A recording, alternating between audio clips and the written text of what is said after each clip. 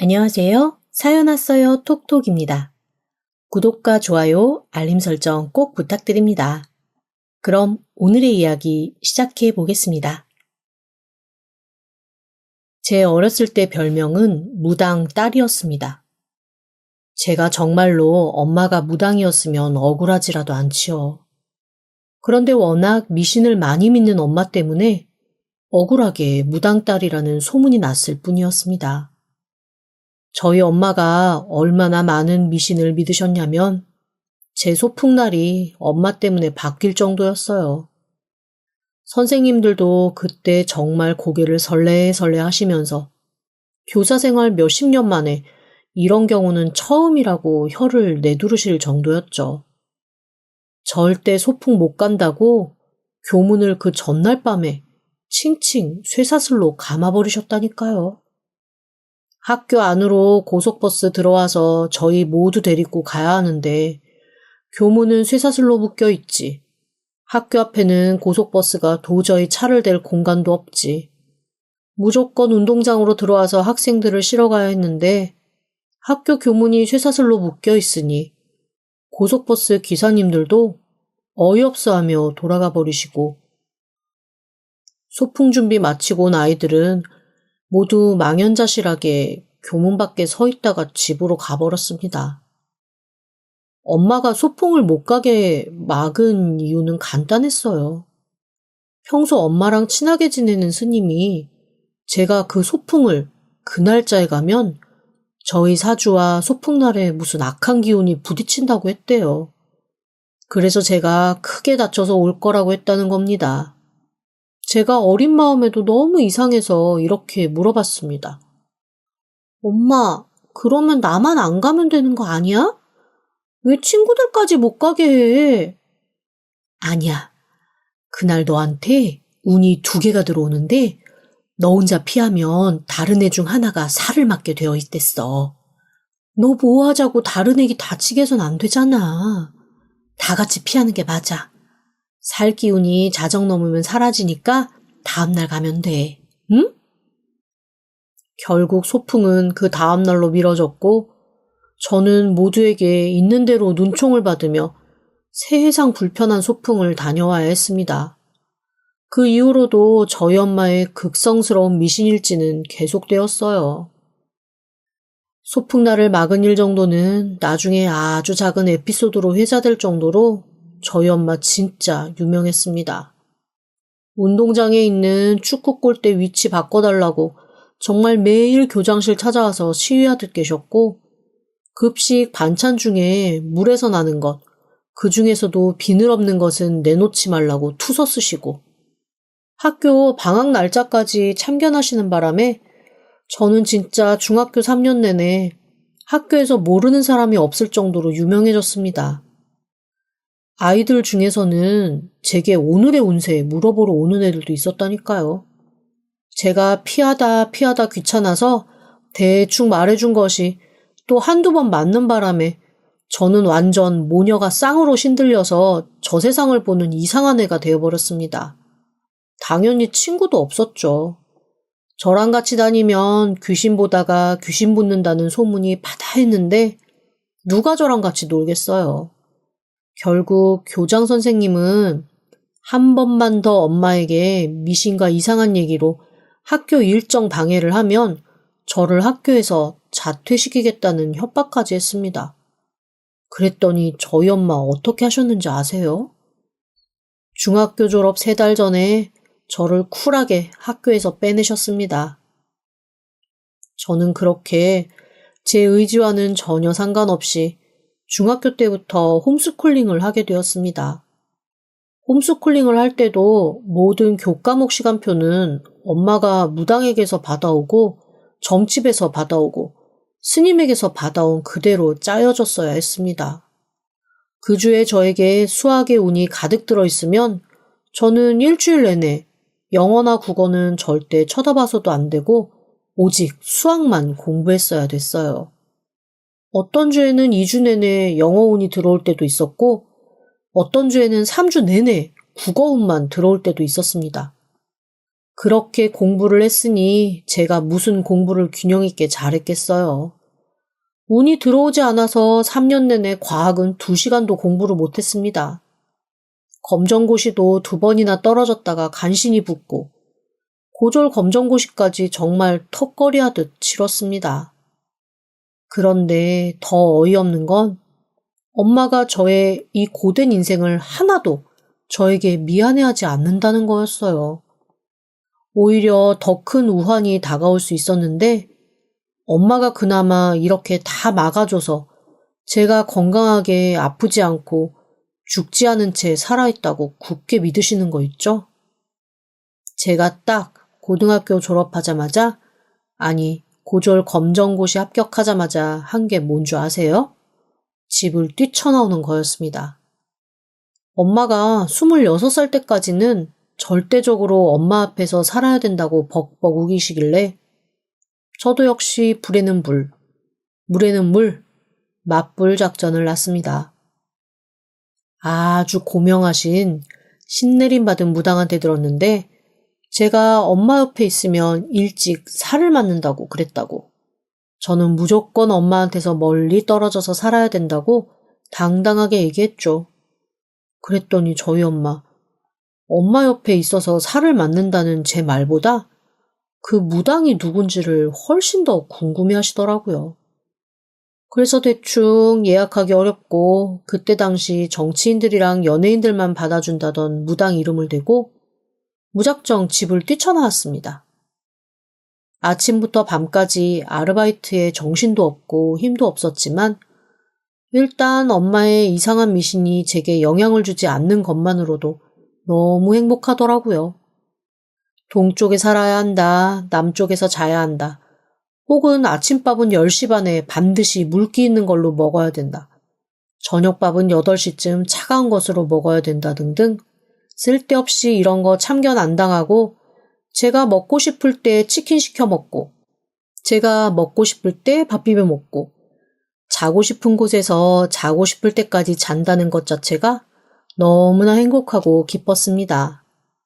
그것만으로도 제 생활은 아주 충분히 행복했죠. 그렇게 평화롭게 살다 보니 제 마음도 어느새 누그러졌는지 평생 그 누구도 안 만나고 친구도 없이 살려던 제가 어쩌다가 남자도 하나 만나게 되었습니다. 그 남자는 저와 다르게 몹시도 정상적인 가정에서 자랐더라고요. 특히 어머님, 아버님이 무교라는 게 가장 제 마음에 들었습니다. 제가 은근히 한번 물어본 적이 있었거든요.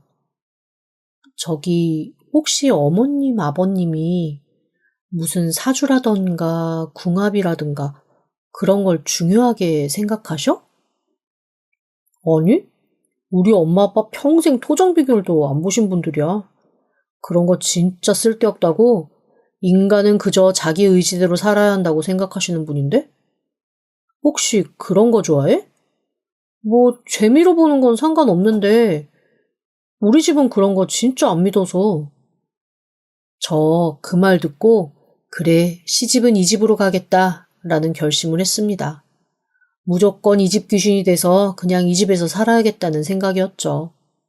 더 이상 다른 그 어떤 종교랑도 얽히고 싶지 않았거든요. 사실 남자친구도 제가 그런 걸 몹시 싫어하는 줄 압니다. 길을 가다가 도를 아십니까를 만나면 보통 그냥 피하거나 좋은 말로 됐으니까 가라고 하잖아요. 그런데 저는 그런 사람들 자체가 꼭 엄마 같아서 너무너무 싫거든요. 저도 모르게 흥분해서 막 쏘아 붙입니다.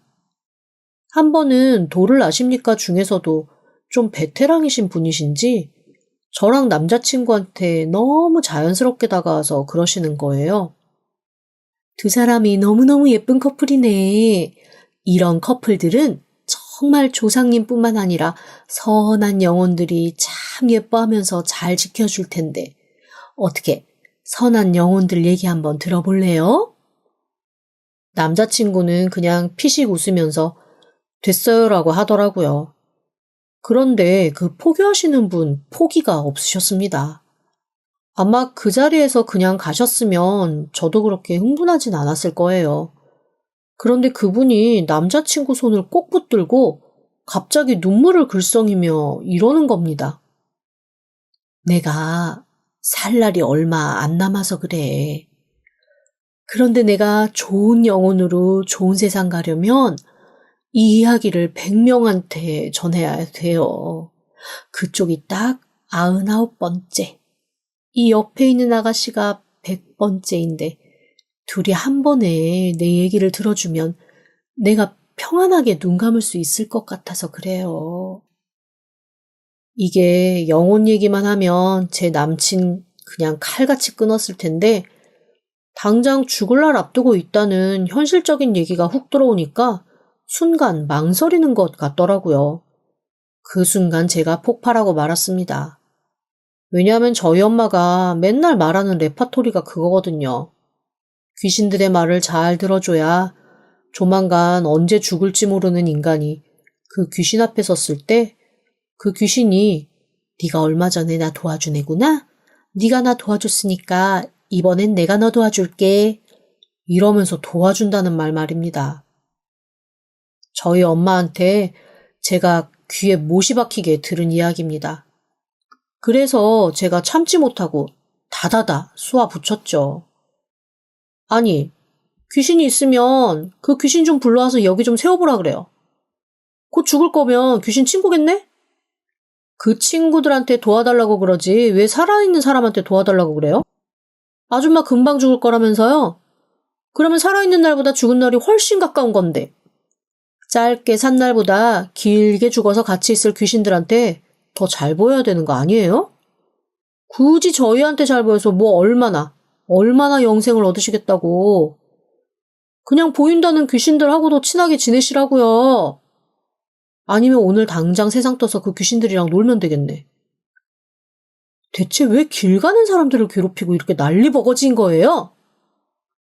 제가 숨도 안 쉬고 그렇게 쏟아내자 멍해진 건 남자친구, 그리고 그 돌을 아십니까 아주머니였습니다. 그 아주머니가 너무 당황해서 어버버 하면서 말을 채 잇지 못하시더라고요. 그래서 제가 다시 한번 쏟아 부었습니다. 쓸데없이 이상한 미신에 빠져가지고 허우적거리지 마시고 제정신 차리고 사세요. 그리고 얼굴 보니까 150살까지 사시겠네. 아픈 구석 1도 없구만. 어디서 구라를 뻥뻥 쳐요? 구라가 무슨 공인 줄 알아요? 그렇게 뻥뻥 발로 날리게?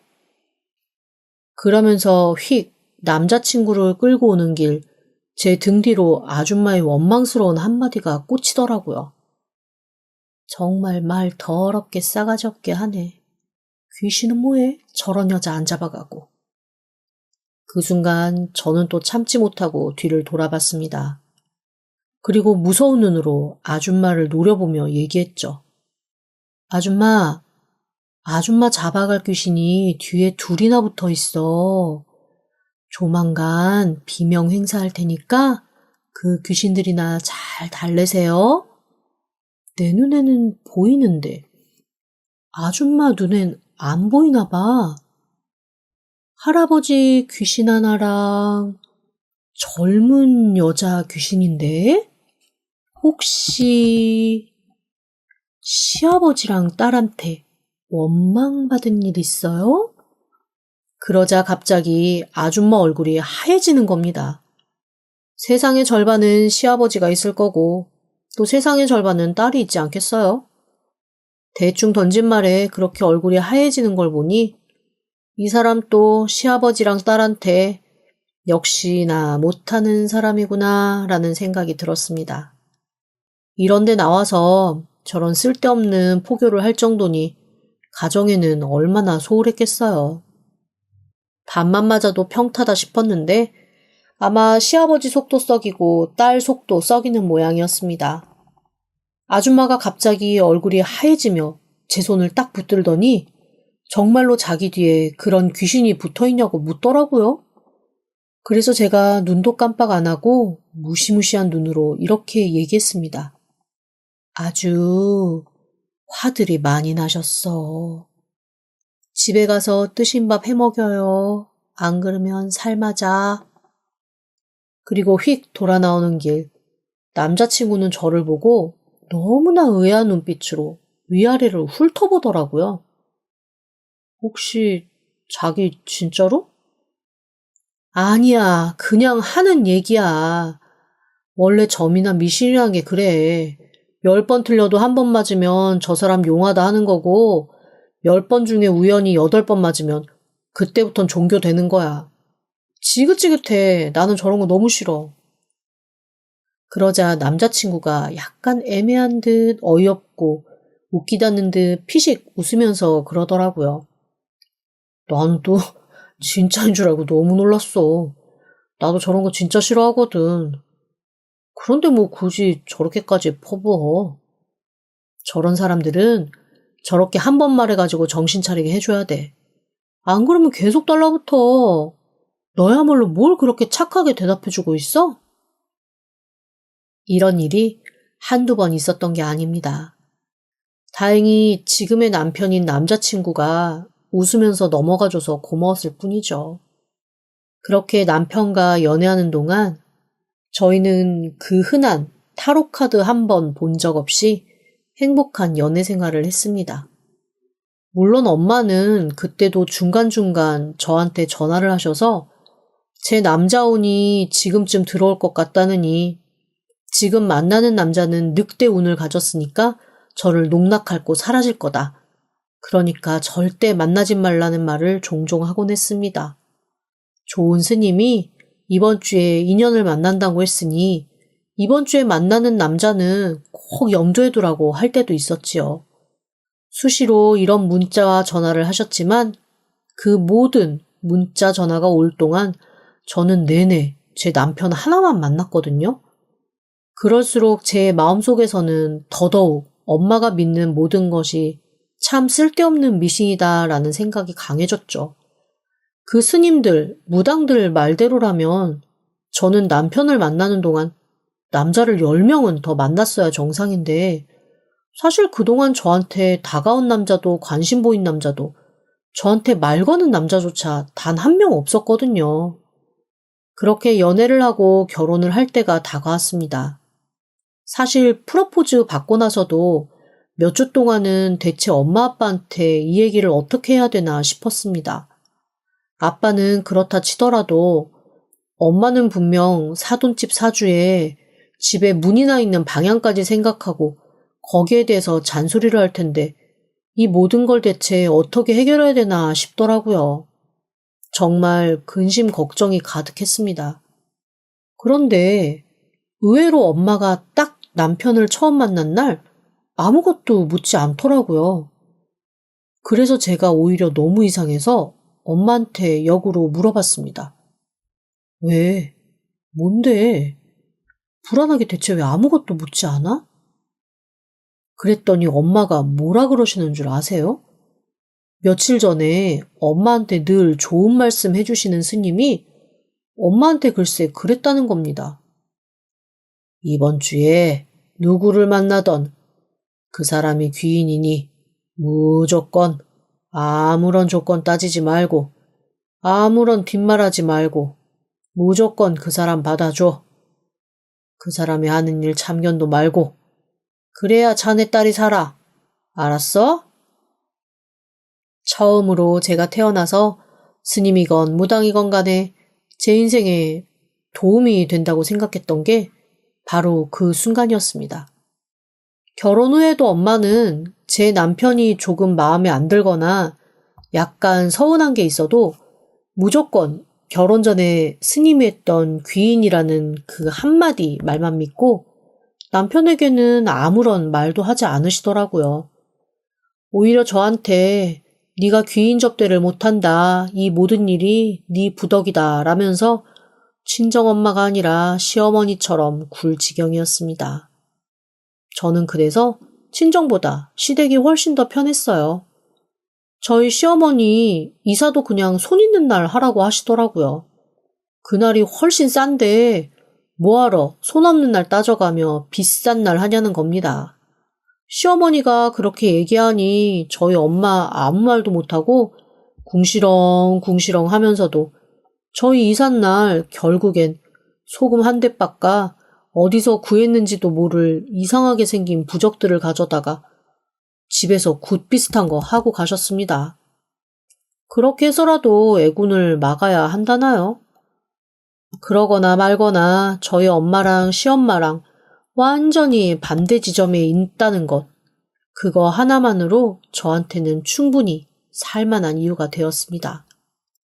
일단 시어머니가 그 어떤 것도 신경 쓰지 않는 사람이라는 게 저한테 얼마나 행복하고 편하고 기쁜 일이었는지 아마 상상도 못 하실 거예요.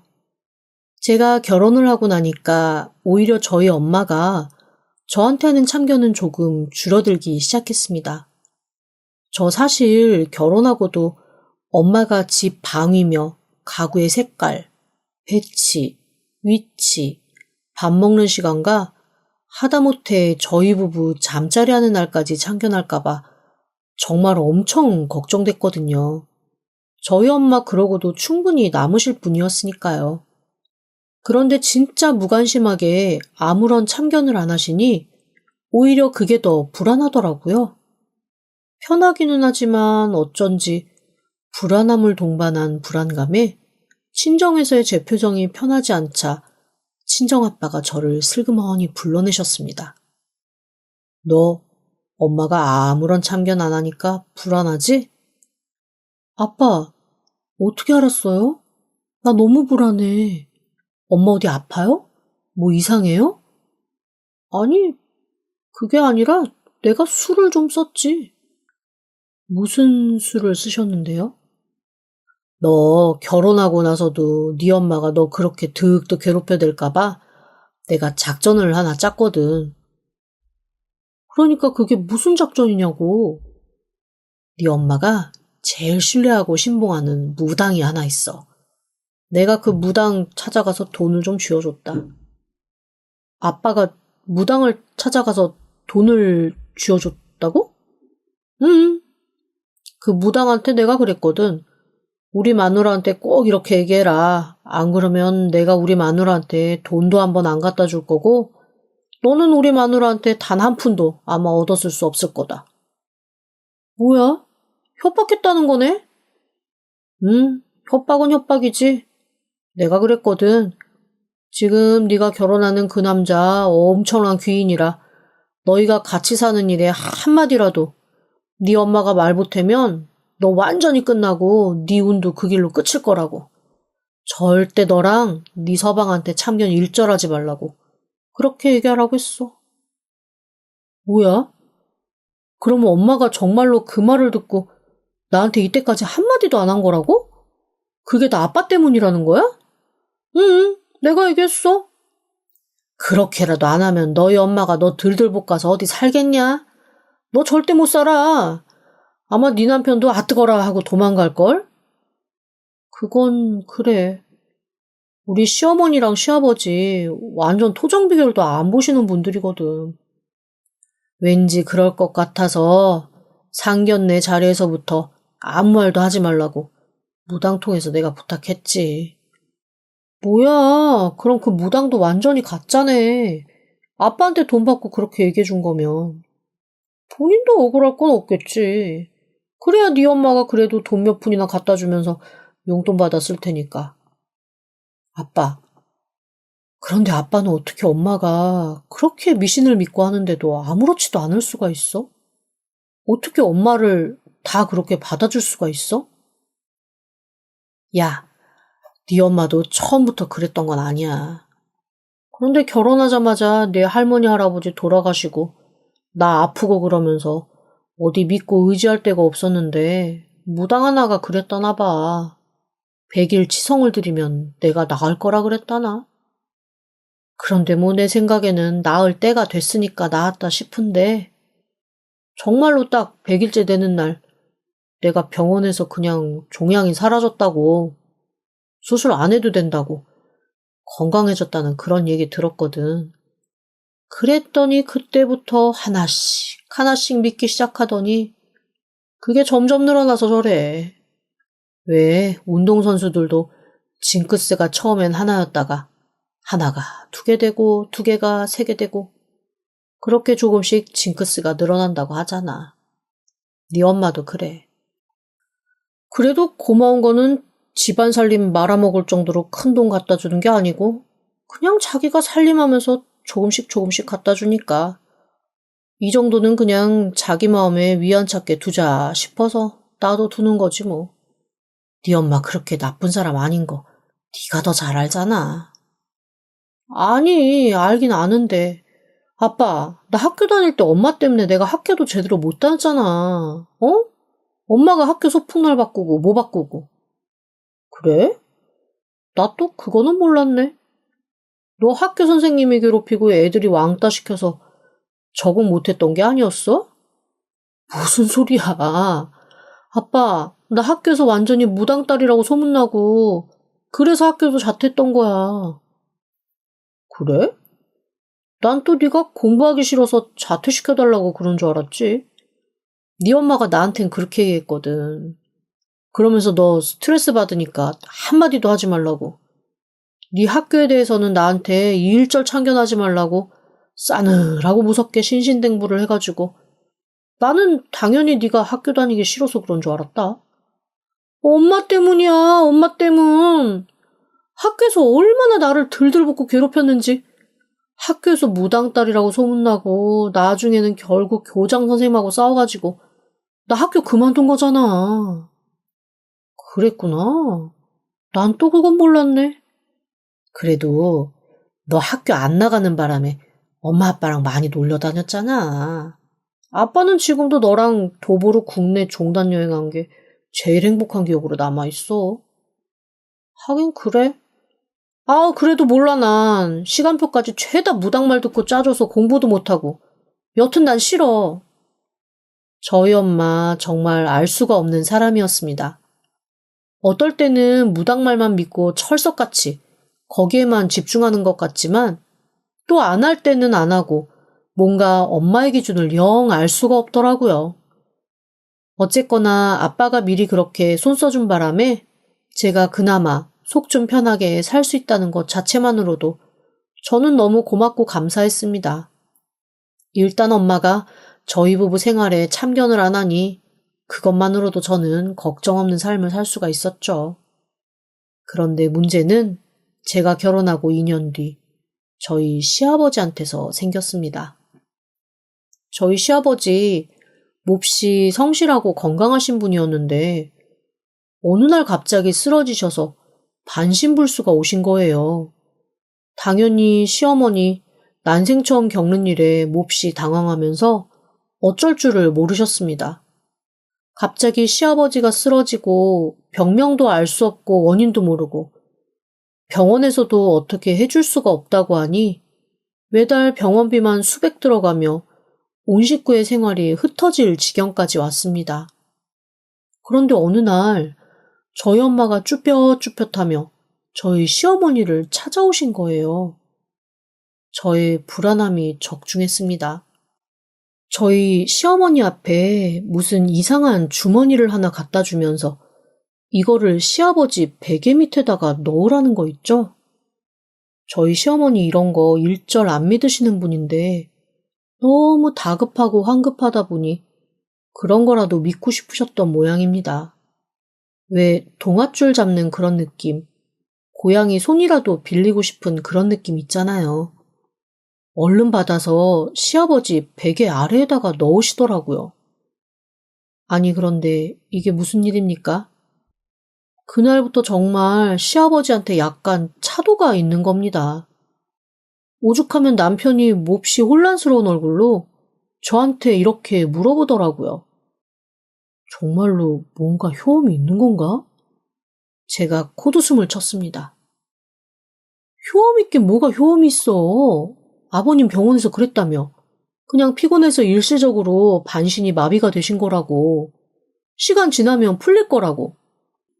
아니, 그런데 병원에서는 일주일이면 풀린다고 그랬던 게 지금 몇 주가 돼도 안 풀리다가 장모님 갖고 오신 저 주머니 딱 끼운 다음부터는 풀린다는 게 좀 이상하잖아. 그냥 마음이 편해지셔서 그런가 보지. 뭔가 위안이 생겨서 그래. 그런데 이런 생각을 한 건 남편뿐만이 아니었던 모양이었습니다. 저희 시어머니가 글쎄 저한테 슬그머니 물어보시는 겁니다. 혹시 어머님이 갖다 주신 이거 어디서 얻으셨는지 내가 좀 알 수 있을까? 글쎄요, 저도 잘 모르겠어요. 그런데 왜요? 그래? 나 한번 같이 가보고 싶은데 사돈한테 얘기 좀 해볼까? 어머님, 뭐 그런 걸 다니려고 그러세요. 그런 거 다 쓸모없는 거라는 거 아시면서. 어머님 이과 나온 여자잖아요. 귀신의 존재도 영혼이 아니라 사물이 가지고 있던 운동 에너지가 이동하는 거라고 말씀하셨던 분이 대체 갑자기 왜 그러시는 건데요? 아니, 그래도 세상에는 내가 알 수 없는 신비로운 일들이 많이 있잖니. 그런 거를 인정하는 게 과학자의 자세야. 어머님, 어머님까지 이러지 마세요, 진짜. 제가 너무 진절머리를 내니까 시어머니가 슬그머니 눈치를 보시더라고요. 그런데 그날 이후로 뭔가 저희 집 분위기가 이상해졌습니다. 시어머니 집에 자꾸만 이상한 것들이 늘어나는 거예요. 어느 날은 콩이 가득 담긴 바가지 하나가 식탁에 떡하니 놓여 있길래 저는 시어머님이 혹시 볶음콩 먹으라고 둔 건가 싶어서 하나 집어먹으려고 했습니다. 그러자 시어머니가 갑자기 버럭 화를 내시면서 이러시는 거예요. 그걸 왜 먹니? 성주신 드시라고 갖다 놓은 거야. 저는 순간 제 엄마인 줄 알았습니다. 성주신이요? 그래. 우리 집에 젖은 기운이 너무 많아서 성주신이 너무 젖은 음식만 드셔가지고 집에 음습한 기운이 들었다 하더라. 그래서 내가 마른 음식 좀 드시라고 마른 콩 갖다 놓은 거야. 정말 듣던 중 가장 어이없는 얘기였습니다. 시어머니가 점점 저희 엄마처럼 변해가시더라고요.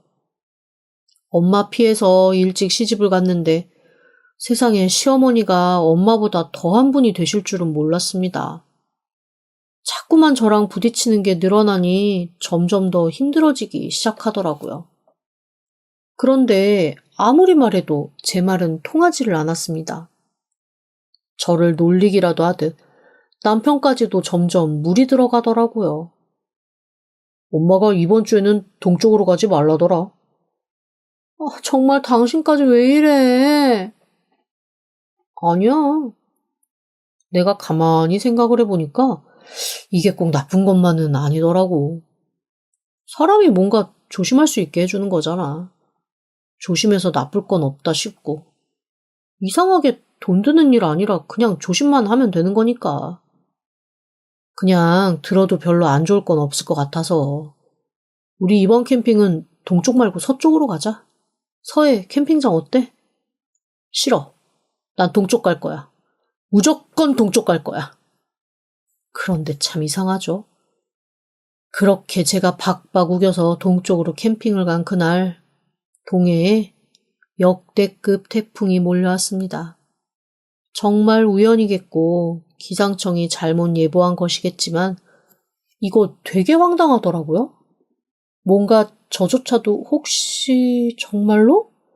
라는 느낌이 생길 정도로 뭔가 기분이 이상했습니다. 그런데 한번 이런 징크스와 믿음이 생기기 시작하면 사람이 거기 매여서 살게 되잖아요. 어떡하든 고집을 피워서 그런 게 없는 삶을 저는 살고 싶어졌습니다. 하지만 상황은 점점 점입가경으로 흘러가더라고요. 어느 날 시어머니가 저한테 이러시는 겁니다. 아가, 나 얼마 전부터 귀신이 보여. 네? 어머님 대체 왜 그러세요? 혹시 선망 생기신 거 아니에요? 시야가 좁아지거나 눈에 이상 생기신 건 아니고요? 병원 가야 하는 거 아니에요? 아니야. 귀신인 것 같아. 자꾸 네 뒤에 할머니 귀신이 보여. 너 할머니 사랑받았니? 그 할머니가 자꾸 엄마한테 잘하라고 하는데 엄마한테 좀 살갑게 해. 순간 소름이 확 끼쳤습니다. 저 중학교 자퇴할 무렵 돌아가신 외할머니가 저만 보면 그러셨거든요. 너희 엄마 정말로 지독하게 많이 사랑하니까 엄마한테 잘해라, 응? 엄마한테 살갑게 좀 해. 갑자기 외할머니가 확 떠오르면서 저도 무서워지기 시작했습니다. 그런데 참 이상하죠? 같은 말을 다른 사람에게 들으니까 무서운 건 무서운 거고 뭔가 자꾸 곱씹게 되는 거예요. 그렇게 또 며칠이 지났습니다. 시어머니도 신경 쓰이고 엄마도 신경 쓰이던 그때 아빠에게서 연락이 왔습니다. 엄마가 병원에 입원했다는 소식이었죠. 너무 황당해서 곧장 병원으로 뛰어갔습니다. 그리고 의사 얘기를 듣고는 정신을 잃었어요. 엄마가 시한부였습니다. 황당해하는 저에게 아빠가 해준 얘기는 몹시 충격이었습니다. 엄마가 시한부를 받은 건 제가 초등학교 2학년 때였대요. 그때부터 지금까지 살아계신 것 자체가 병원에서는 기적이라고 하더라고요. 딱히 어디가 안 좋다가 아니라 몸에 있는 면역력들이 점점 무너지고 이유도 없고 원인도 없고 시한부라고는 얘기했지만 대체 그 생명의 끈이 언제 끊어질지 의사들도 짐작할 수조차 없는 그런 기묘한 병이라고 했습니다. 그 병을 알게 된 건 제가 아주 어렸을 때 급하게 수혈이 필요한 사고가 나 있었는데 그때 엄마가 저한테 피를 주겠다고 나섰다가 병이 밝혀졌대요. 세계에서 몇 명 있지도 않은 희귀병이라 우리나라에서 엄마가 유일하고 이 병의 특징 자체가 평소의 일상생활은 아무렇지 않게 할 수 있는데 어떤 특정한 상황이 오면 급격하게 몸의 면역 기능이 낮아지고 근육이나 기타 장기들이 서서히 그 움직임을 멈추는 거라고 했습니다. 전 세계적으로도 50살, 60살 넘게 산 사람이 몇 명 없는데 저희 엄마가 몹시 희귀한 케이스라는 거예요. 아마 어렸을 때부터 엄마가 이것저것 저를 그래서 조심시키려고 했던 모양이었습니다. 엄마로서는 제가 혹시 그 병을 물려받았을까봐도 걱정이 되었고, 그보다 제가 크기 전에 세상을 떠나버릴까봐 겁을 냈다고 하시더라고요. 아빠가 그러셨습니다. 그런데 네가 말을 들어? 청개구리 그런 청개구리가 없지. 그래서 엄마가 자기 말이라면 안 들어도 그래도 귀신이 하는 말, 무당이 하는 말이라면 좀 들을까 싶어서 너한테 다 무당이 하는 말이라고 이런 말 들어야 오래 산다고 그렇게 얘기를 했던 거야. 물론 몇 번은 맞은 경우도 있었지.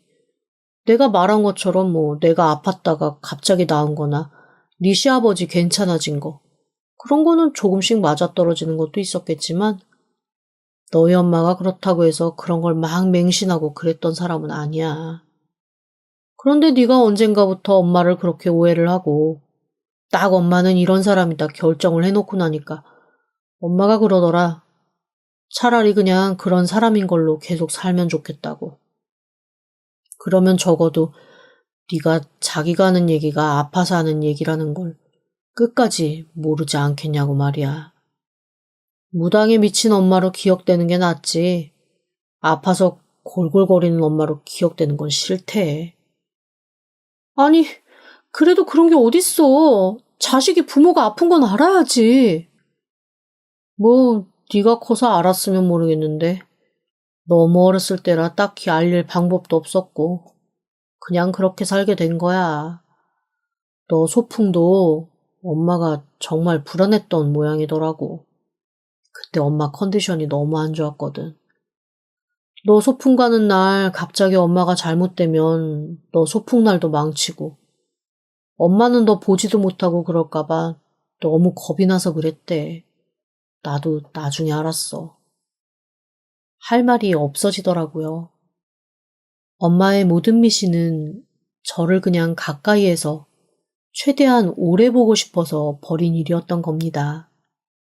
그러고 보니 저를 자퇴시키고 계속 엄마 옆에 붙여놨던 것도 엄마가 잘 가르칠 수 있는 국어와 영어 같은 과목만 공부할 시간이 길었던 것도 다 최대한 저랑 오래 같이 있고 싶었던 엄마의 작전이었던 거였습니다. 제가 황당한 얼굴로 아빠를 계속 쳐다보고 있으니 아빠가 머뭇머뭇하면서 그러시더라고요. 네 엄마가 얼마 전에 네 시어머니 찾아가서 사실을 다 얘기했어. 그래서 최대한 너랑 같이 있고 싶은데 혹시 연기해 줄 수 있냐고. 네 시어머니가 그러셨다더라. 자식 위해서 부모가 못할 게 뭐 있냐고. 자기가 끝까지 엄마보다 더 무당에 미친 사람이 되어줄 테니까 딸이랑 좋은 추억 만드시라고. 그래서 네 시어머니가 그랬던 거야. 그제야 시어머니의 모든 행동이 이해가 되었습니다. 저희 시어머니 엄마 편 들어주고 싶어서 저한테 계속 귀신이 보인다고 하셨던 거고, 저한테 엄마를 이해시키고 싶어서 계속 그런 쇼를 하셨던 거였더라고요. 한편으론 우습기도 하고 한편으론 슬프기도 하고, 대체 자식이 뭔데 부모님이 다 이런 연극을 하셨나 싶으면서 조금 황당했습니다. 그리고 엄마가 불쌍해졌어요. 저한테 어떻게 이해시킬 방법도 없고 저랑 같이 있고는 싶으니 엄마도 거짓말이 쌓이고 쌓여 그런 사람이 된 거였던 겁니다. 간신히 정신 차린 엄마가 저를 보고 무슨 말을 할 듯 말 듯 망설이면서 계속 제 눈치를 보더라고요. 제가 그랬습니다. 엄마, 내가 진짜 옛날부터 잘 찾아다니던 무당이 하나 있는데 그 무당이 엄마 앞으로 10년은 더 산다네? 엄마 눈이 살짝 촉촉히 젖어오더라고요. 그래? 10년이나 더 산대? 이번에 액땜 제대로 해서 엄마 10년간은 그 어떤 애군도 엄마를 침범하지 못한대. 대신 딸이랑 좀 좋은 시간을 많이 보내야 된대. 딸이 운이 좋아가지고 그 운을 엄마한테 좀 나눠줘야 된다네? 어떻게 생각해? 병원에서 빨리 나와야 된다는 생각 안 들어? 그러게, 병원에서 빨리 나와야겠네. 우리 딸이 그렇게 운이 좋대? 완전히 대운을 타고났대. 이런 운은 어디서도 못 보는 운이라고? 대체 이런 사주로 낳아준 부모가 누구냐고 나한테 계속 물어보더라? 내가 그렇게 사주가 좋대. 그래? 엄마가 들었던 얘기랑도 똑같네. 엄마가 우리 딸 낳을 때 우리 딸 사주도 좋고 팔자도 좋고 진짜 나쁜 거 하나 없다고 그랬어. 부모운만 좀 약하다 그랬던가. 부모운이 약하긴 뭐가 약해. 내 무당이 훨씬 용해. 내 무당이 그러더라. 나는 모든 천운이 다 부모한테서 왔다고. 특히 엄마 운이 짱이래. 그러니까 얼른 일어나요. 알았죠? 엄마를 안고 토닥토닥 해주는데 처음으로 엄마가 참 작다라는 게 느껴졌습니다. 괜찮아요. 이렇게 작은 엄마 제 품에 쏙 들어오니 제가 앞으로 더 얼마나 많이 예뻐해 줄 수 있겠어요. 엄마가 얼른 제가 얘기한 말 철석같이 믿고 벌떡 일어났으면 좋겠습니다. 동쪽에서 자라 그러건 서쪽에서 자라 그러건 밖에서 거적을 깔고 살라고 하건 엄마 말이라면 다 들을 준비가 되어 있거든요. 저희 엄마가 앞으로 더 많은 미신을 믿어도 좋으니까 그냥 지금처럼 제 옆에만 오래 있으셨으면 좋겠습니다. 저희 시어머니가 나중에 그러시더라고요. 너무 연기하기가 어려웠는데 어차피 모든 건 인과관계가 있고 그 인과관계에 맞춰서 나는 과학적으로 연기하는 사람이다 라고 최면을 거셨다나요? 저희 시어머니도 진짜 대단하시죠? 저희 엄마 태어나고 나면 시어머니랑 저희 엄마 모시고 함께 여행 가려고요.